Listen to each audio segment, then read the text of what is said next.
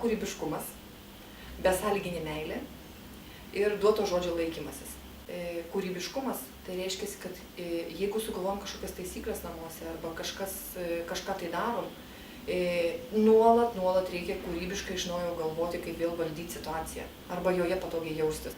Kad būtų visiems gerai sykį būti.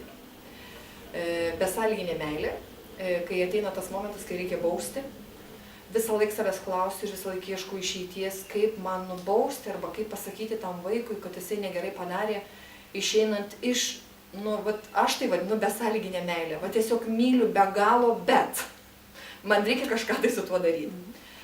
Ir duoto žodžio laikymasis. Jeigu jau pasakiau arba susitarim, kad tai bus, privalai, kad ir kaip tau kiek tai kainuotų, kad ir kaip tai būtų, arba laikytis duoto žodžio, arba jo neduoti. Santuokinės meilės didinimas. Taip pat bendras visų šeimos narių laisvalaikio leidimas, tas asmeninis ryšys, ypač jeigu šeimoje yra daugiau vaikų, tai duoti to asmeninio ryšio akis į akį.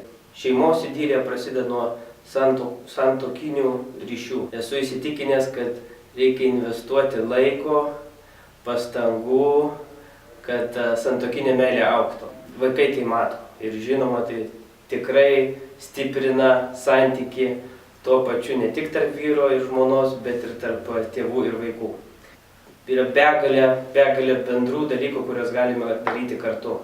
Tai ir stalo žaidimai, ir bendros ekskursijos, bendras maistas. Labai svarbu ištaikyti bent vakarieniauti kartu prie stalo, kur kiekvienas jaučiasi komfortabiliai ir gali sakyti, ką galvoja ir pasidalinti savo mintimis. Niekada nepamiršti, kad kiekvienas vaikas yra kitoks, su kitokiais poreikiais ir skirti tam asmeninio dėmesio.